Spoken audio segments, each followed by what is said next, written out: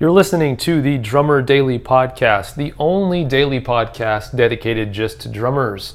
Go to my website at danielhadaway.com.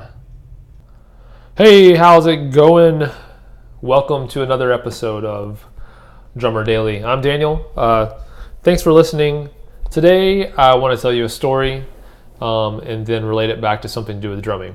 So yesterday, I have an office that's downstairs in our house near the front door, and my wife works from home, so do I, and we have a son, and he was outside playing with some friends, and you hear screaming and crying, all throughout the time that he's outside playing. He's got some friends on our street that he plays with all the time outside. But anyway, I hear, yesterday I'm working and I hear just wailing, just crying, like the end of the world had just happened. And it wasn't, you get to, once you get to know your kids, you get to know their cries and what things mean. So I knew that he hadn't hurt himself.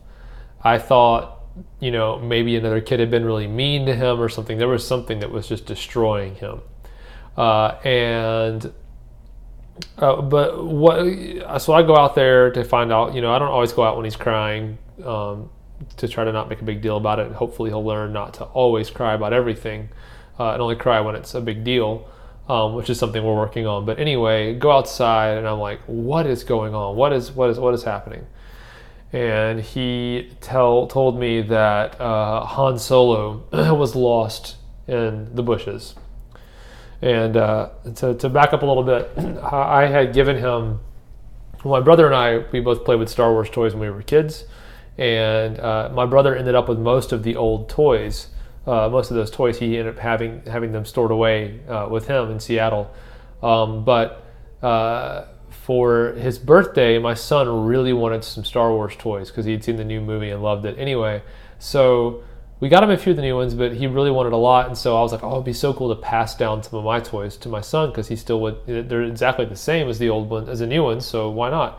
Long story short, my brother shipped some to me, and it includes one of the old Han Solo figures from the 80s. So anyway, my son and his friend were outside, and my son had lost Han Solo in the bushes out in front of our house. And it's funny because that's what caused him to be so upset, was that he had lost Han Solo. The resolution of that story is that went out and found Han Solo pretty quickly. He was right on top of the bushes. He hadn't fallen into the bush. He'd actually been caught by the top layer of the bush. Excuse me, and that's where he was. Anyway, so but flashback 2 or 3 weeks ago, and he has this really nice, awesome scooter that he rides around on. And the back wheel has one of those rollerblade wheels with a brake on it, and the brake had broken off, and so he really can't stop anymore, so he doesn't get to ride his scooter until we get him a new one.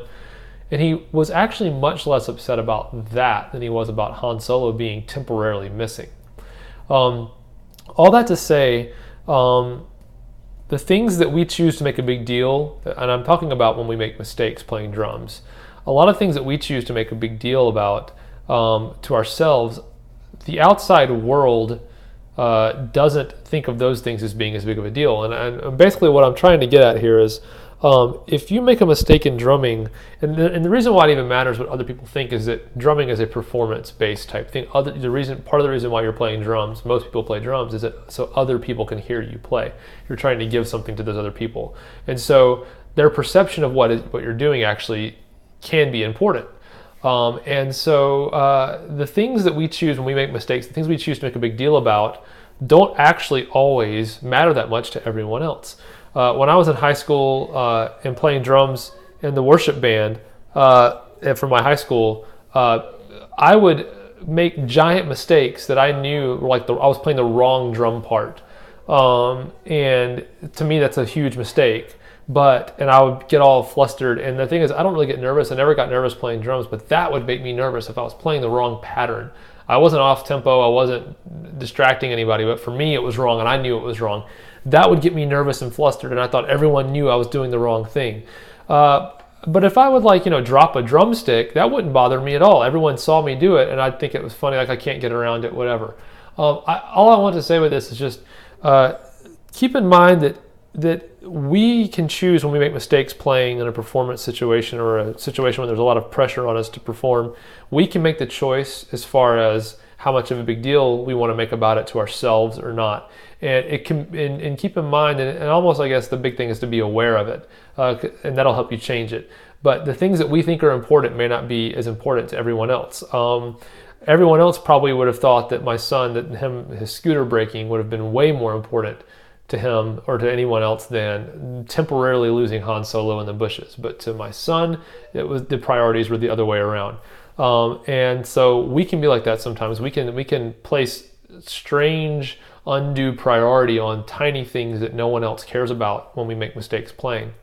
And so today I just want you to think about that. Don't be too hard on yourself, and remember that if you're in a performance situation and something goes wrong, don't overreact in the moment. Know that other people probably aren't perceiving what you did wrong, at least to the extent that you're perceiving it, because you know how everything's supposed to go.